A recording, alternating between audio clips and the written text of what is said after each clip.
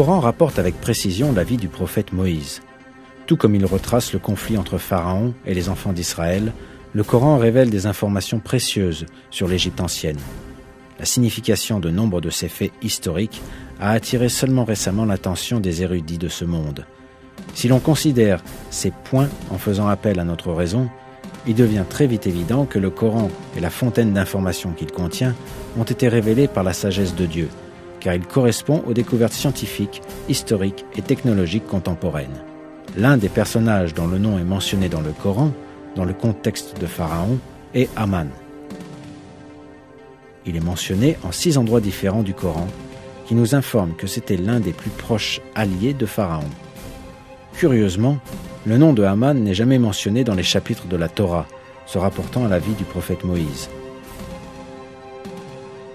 Cette information dans le Coran est en accord avec les découvertes archéologiques faites des siècles plus tard. Jusqu'au XVIIIe siècle, les écritures et les inscriptions de l'Égypte antique ne pouvaient être décryptées. La langue de l'Égypte antique utilisait des symboles et non des mots, les hiéroglyphes, qui étaient oubliés il y a des siècles. Le mystère de ces hiéroglyphes égyptiens antiques fut levé en 1799, grâce à la découverte d'une tablette appelée la pierre de Rosette, datée de 196 avant Jésus-Christ. Avec le décodage des hiéroglyphes, une partie importante de la connaissance a été révélée.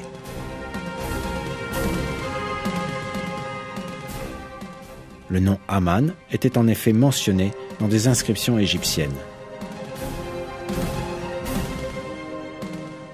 Cette même inscription indiquait aussi la relation très étroite qui existait entre Haman et Pharaon. Dans le dictionnaire People in New Kingdom, basé sur l'ensemble des inscriptions, Haman est mentionné comme étant le chef des carrières de pierre. Le verset coranique, décrivant l'événement relatif à la demande faite par Pharaon à Haman de construire une tour, est en conformité parfaite avec cette découverte archéologique.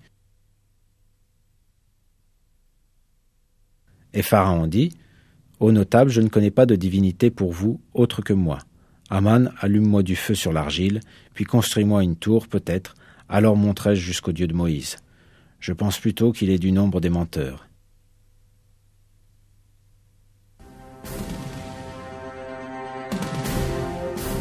La découverte du nom Haman dans les écrits égyptiens antiques a encore une fois confirmé la nature infaillible du Coran, la parole de Dieu. Miraculeusement, le Coran nous fournit une information historique qui ne pouvait ni être détenue, ni comprise à l'époque du prophète.